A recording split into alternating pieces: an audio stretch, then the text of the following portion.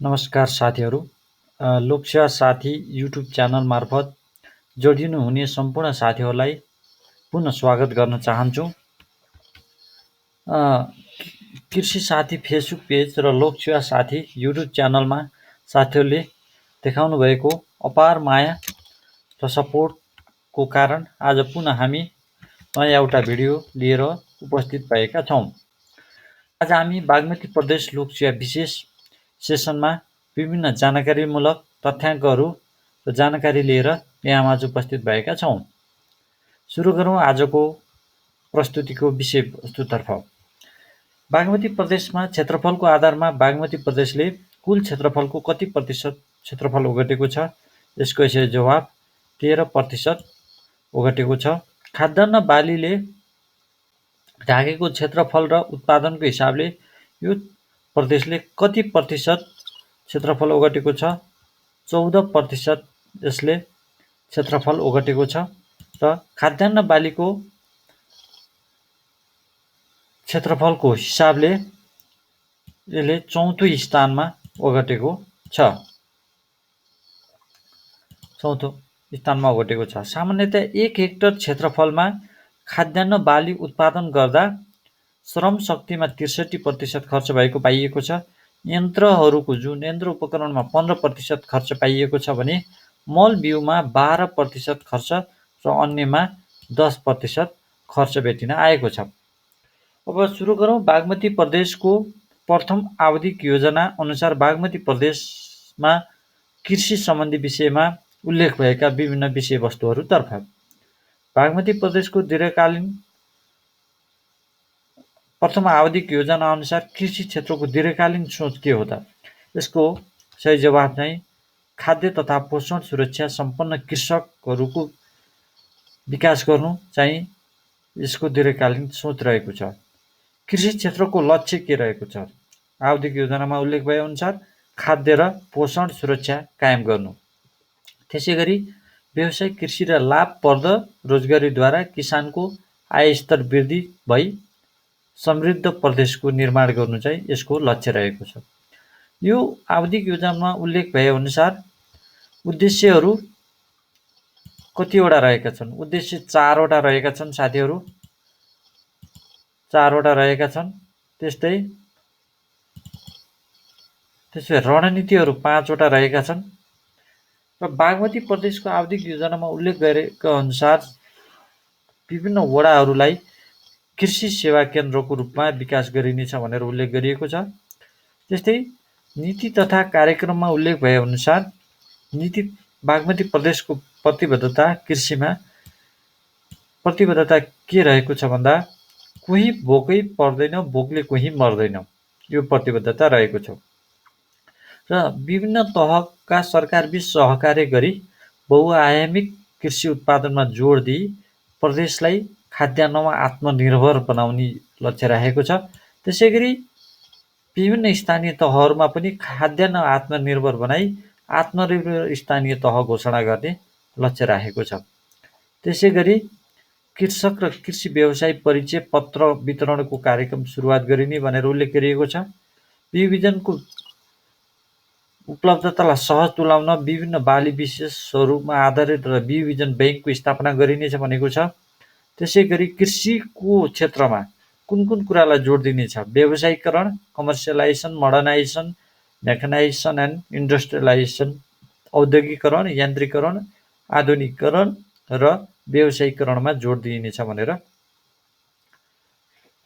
उल्लेख गरिएको छ। विशिष्टीकृत उत्पादन क्षेत्रहरू जो पकेट प्याकेज एप्रोचहरू हुन्छन्, ब्लकहरू हुन्छन्, तिनीहरूको उत्पादन क्षेत्रहरू निर्धारण गर्नको लागि सङ्घीय र स्थानीय तहको सहकार्यमा कार्यक्रमहरू सञ्चालन गरिनेछ भनेर उल्लेख गरिएको छ। पाँजो जमिनको प्रयोगलाई उत्पादनमा सहयोग गर्नको लागि कुन नीति अवलम्बन गरिनेछ? यसको सही जवाफ स्थानीय तहसँगको सहकार्यमा भूमि बैङ्कको स्थापना गरेर बाँझो जमिनको प्रयोगलाई उत्पादनमा सहयोग गरिनेछ भनेको छ। त्यस्तै नीति तथा कार्यक्रममा उल्लेख भएको अनुसार दुधमा प्रति लिटर ₹1 अनुदान दिने व्यवस्था गरिनेछ भनेको छ। तर त्यसलाई बजेट कार्यक्रमको माध्यमबाट ₹1 मा दिँदै आएको अनुदान प्रति लिटर ₹1 को अनुदानलाई 100% वृद्धि गरी रु 2 मा कायम गरिनेछ भनेर बजेट तथा कार्यक्रम मार्फत सम्बोधन गरिएको छ। त्यस्तै 167 वटा दुग्ध सहकारी संस्थासँग सम्झौता गरेर दुग्ध क्षेत्रको उत्पादन र वितरण प्रक्रियालाई अझ सशक्त बनाइनेछ भनेर उल्लेख गरिएको छ। त्यस्तै सिँचाइ क्षेत्रको विस्तारको लागि नीति तथा कार्यक्रममा उल्लेख भएअनुसार डिप बोरिङ, लिफ्ट सिँचाइ, थोपा सिँचाइ र सोलर सिँचाइलाई बढावा दिइनेछ भनेको छ। त्यस्तै सार्वजनिक निजी सहकारीको अवधारणा अनुसार 9 वटा जिल्लामा 11 वटा स्थानमा शीत भण्डारको स्थापनाको कार्यलाई अगाडि बढाइनेछ भन्ने नीति तथा कार्यक्रममा उल्लेख छ। त्यस्तै प्रादेशिक कृषि उपज थोक बजार स्थापना मकवानपुर भनेको छ, जहाँ चाहिँ हेटौडामा स्थापना गरिनेछ भनेको छ। दुग्ध पावर प्लान्ट मकवानपुरमा, यो पछि हामी बजेट तथा कार्यक्रममा पनि आउँछ साथीहरू। दुग्धजन्य चकलेट उत्पादन सहित क्याडबरी, डेरी मिल्कहरू जस्तो सहितको कामहरूलाई चितवनमा अगाडि बढाइनेछ भनेको छ। एकीकृत मोडल फार्म चितवनमा विकास गरिनेछ भन्ने नीति तथा कार्यक्रममा भनिएको छ। त्यस्तै खाद्य स्वच्छता कायमको लागि प्रमुख थोक बजार जस्तो होलसेल मार्केट, तरकारी बजारहरूमा विषादी अवशेषलाई मापन गरिनेछ भनेको छ, जस अनुसार विषादी अवशेष दोस्रो विश्लेषण एकाइहरू प्रदेश सरकारको समन्वयमा हेटौडामा स्थापना भएको छ। त्यसै गरी धान, गहुँ, मकै, कोदो र आलुको उत्पादकत्व वृद्धि गर्नको लागि प्रतिफलमा आधारमा कृषकलाई बिउ बिजन, प्राङ्गारिक मल र कृषिमा प्रयोग हुने विद्युत महसुलमा छुट दिइनेछ भनेर नीति अवलम्बन गरेको छ। त्यस्तै प्राविधिक सेवाको पहुँच पुर्याउनको लागि साथीहरू अब त हजुरहरूले अलि ध्यान दिनुपर्ने कुरा के रहेको छ भन्दाखेरि प्रदेश सरकारको नीति चाहिँ के छ भन्दाखेरि प्रदेश सरकारको पहिलो प्राथमिकता कृषकको घर दैलोमा प्राविधिक सेवा भन्ने चाहिँ नारा चाहिँ अवलम्बन गरेको छ। त्यस्तै दुग्ध क्षेत्रको विस्तार गर्नका लागि प्रदेश भूमि व्यवस्था कृषि सहकारी मन्त्रालय र China academic of agriculture mechanisation science बीच भएको समझदारी पत्र अनुसार कार्यक्रम अगाडि बढाइनेछ भनेर नीति तथा कार्यक्रममा उल्लेख गरेका चिजहरू हुन्। अब यी चिजलाई सम्बोधन गर्न बजेट वक्तव्यमा बजेटको व्यवस्थाका कुराहरू हेरौँ साथीहरू एकैछिन।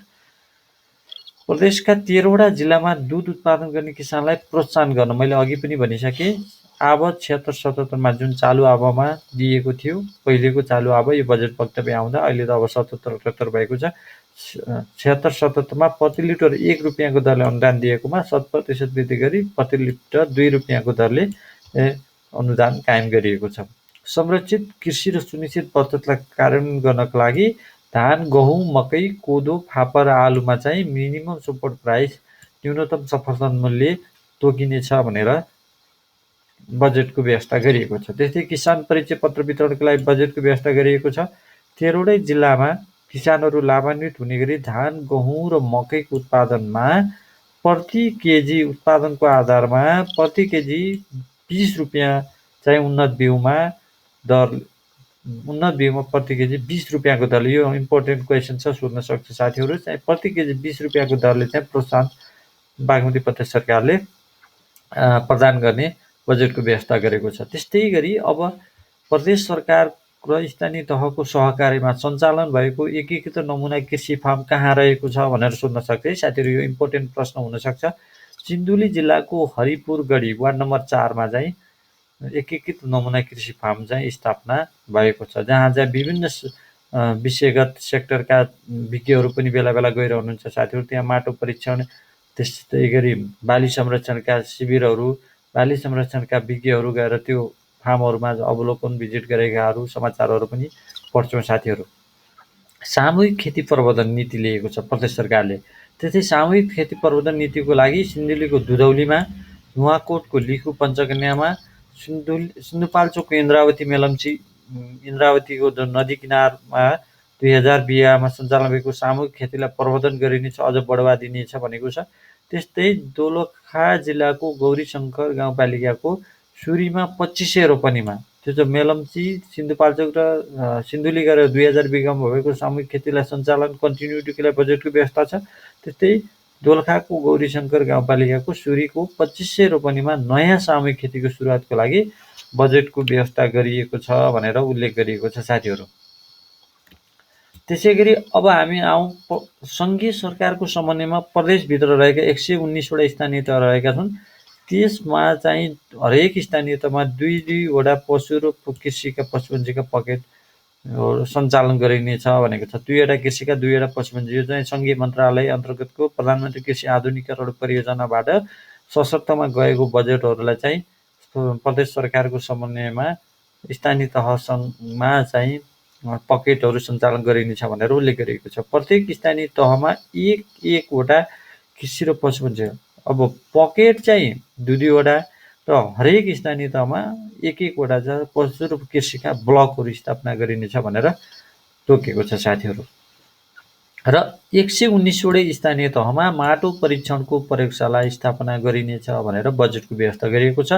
त्यस्तै अनुसन्धान फेलोसिप दिनलाई, जो अनुसन्धानमा कृषि पढ्ने विद्यार्थीहरू फार्म खेतमै जाउन्, उनीहरू माटो बुझुन् र फिल्ड लेभलको अनुभव बटुलुन् भनेर कृषि तथा वन विश्वविद्यालयसँग एग्रिकल्चर फरेस्ट्री युनिभर्ससँग सहकार्य गरी अनुसन्धान फेलोसिपको पनि व्यवस्था प्रदेश सरकारले गरेको छ। त्यसै गरी ललितपुरको विज्ञ केन्द्रमा चाहिँ सहकारी डेस्क स्थापना गर्ने नीति लिएको छ। अनि भकारो सुधारलाई 13वटै जिल्लामा सघन रूपमा कार्यक्रम अगाडि बढाउने भनेर उल्लेख गरिएको छ। त्यस्तै अब बागमती प्रदेश सरकारले कुन क्षेत्रमा अर्ग्यानिक पकेट पहिचान गरी कार्यक्रम सञ्चालन गरिनेछ भनेर सोध्न सक्छ साथीहरू। यसको सिन्धुलीको दुधौली र चितवनको माडीमा जुन ठुलो एरिया रहेको छ त्यसमा चाहिँ अर्ग्यानिक पकेट क्षेत्रहरू सञ्चालन गर्ने नीति लिएको छ। तरकारीको उत्पादकत्व दोब्बर बनाउने लक्ष्य राखेको छ साथीहरू बागमती प्रदेश सरकारले। त्यसमा 13वटा जिल्लामा चाहिँ प्रोटेक्टेड हर्टिकल्चर जो टनेल हाउसभित्र हुने त्यसको लागि बजेटको व्यवस्था गरी कृषि कार्यक्रमहरू सञ्चालन गरेको छ। त्यस्तै दुधको विकासको कार्यक्रमको लागि दुग्ध विकास कार्यक्रम मार्फत गरिबी निवारण poverty reduction by dairy development program सञ्चालनको लागि प्रदेश दुग्ध विकास बोर्ड मार्फत सेयर सञ्चालनको कार्यक्रमको मोडालिटीको अवधारणा ल्याएको छ बागमती प्रदेश सरकारले। त्यस्तै गरी मकवानपुरको चितलाङमा रहेको जुन बाख्रा फार्म छ जो प्रदेश सरकार अन्तर्गत छ त्यसलाई पनि स्तर उन्नति गर्न बजेटको व्यवस्था गरिएको छ। त्यस्तै बृहत्तर मत्स्य विकास विस्तारको लागि माछाको सेक्टरमा काम गर्नको लागि सम्भाव्य हुने जिल्लाहरू जस्तै काभ्रे, प्लान्चोकमा, चितवनमा, मकवानपुर र सिन्धुली गरेर 100 हेक्टरमा चाहिँ विस्तार गर्ने लक्ष्य लिएको छ। र माछा यो सोध्न सक्छ साथीहरू, अब माछा पालन हुँदा खपत हुने बिजुलीमा कति प्रतिशत विद्युत महसुलमा छुटको व्यवस्था बागमती प्रदेश सरकारले गरेको छ भन्दाखेरि 50% छुटको व्यवस्था गरेको छ। अघि पनि यो नीति कार्यक्रममा आएको कुरा बजेट वक्तव्यमा दोहोरिएको छ साथीहरू। जस्तो मकवानपुर जिल्लाको औद्योगिक क्षेत्र छ हेटौडामा, त्यो औद्योगिक क्षेत्रभित्र रहेको कृषि औजार कारखाना स्थापना, दुध प्लान्टको स्थापनाको लागि जुन बजेट कार्यक्रमहरूको निरन्तरता दिइनेछ भनेको छ। हेटौडामा तरकारी थोक बजारको स्थापना, चितवनमा चाहिँ चकलेट क्याडबरी सहितको दुग्ध प्रशोधन केन्द्र, जो क्याडबरी चकलेट सहितको दुध प्रशोधन केन्द्रहरू स्थापनालाई अगाडि बढाइनेछ भनेको छ। त्यस्तै प्रदेशको प्रत्येक निर्वाचन क्षेत्रमा सञ्चालन रहेका 66वटा नमुना कृषि फार्म र 10वटा मोडेल फार्मको दिगो विकास र निरन्तरताको लागि बजेटको कन्टिन्युटी गरिएको छ। यसमा चाहिँ अलरेडी सञ्चालन रहेको छ, तिनीहरूमा चाहिँ बजेटको सुनिश्चित गरेर कार्यक्रम अगाडि बढाएको छ।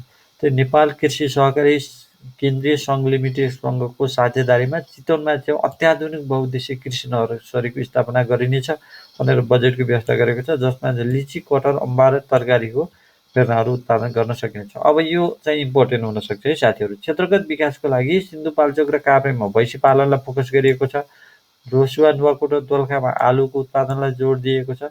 त्यही अनुसार चाहिँ कार्यक्रमहरूको विस्तार गरिएको छ, बजेटको व्यवस्था गरिएको छ। मकवानपुर, काभ्रे र चितवनमा तरकारीको लागि, मकवानपुर, सिन्धुली र चितवनको तल्लो भागमा कुखुरा र बिउ बिजनको विस्तारको लागि कार्यक्रमहरू सञ्चालन गरिनेछ भनेर उल्लेख गरिएको छ। मकवानपुर र चितवन जिल्लाको माथिल्लो भाग, जहाँ चाहिँ अलिक माथिल्लो भागमा चाहिँ चरनको सुविधाहरू हुन्छ, हिन्टरल्यान्डहरू हुन्छ, त्यसमा चाहिँ बाख्रा पालनको लागि कार्यक्रम अगाडि बढाइनेछ भनेको छ। मकवानपुर र काठमाडौँ उपत्यका जो भ्याली एरियाहरूमा हुन्छ त्यसमा चाहिँ सहरी एरियाहरूमा चाहिँ च्याउ खेती विस्तारको लागि कार्यक्रम बजेटको व्यवस्था गरेको छ। यसरी बागमती प्रदेश सरकारको नीति तथा कार्यक्रम बजेटमा भएका कुराहरूलाई चाहिँ आज हामी सम्बोधन गरेका छौँ। यस्तै थप जानकारीहरू सहित तपाईँहरूमा आज उपस्थित हुनेछौँ। साथीहरूलाई लागेका जिज्ञासाहरू हाम्रो युट्युब च्यानल लोकसेवा साथीको कमेन्ट सेक्सनमा गएर प्रश्नहरू राख्न सक्नुहुनेछ। त्यसको उत्तर लिएर हामी पुनः उपस्थित हुनेछौँ। साथीहरूको अपार माया सपोर्टलाई हामी सधैँ हृदयदेखि आभार व्यक्त गर्न चाहन्छौँ र पुनः यहाँ पुनः उपस्थित हुने प्रतिबद्धताका साथ आजको यो भिडियोबाट बिदा लिन चाहन्छौँ। हाम्रो युट्युब च्यानल लोकसेवा साथीलाई लाइक, सेयर र सब्सक्राइब गर्न नबिर्सिनुहोला। हस्त, धन्यवाद। जय कृषि, जय किसान।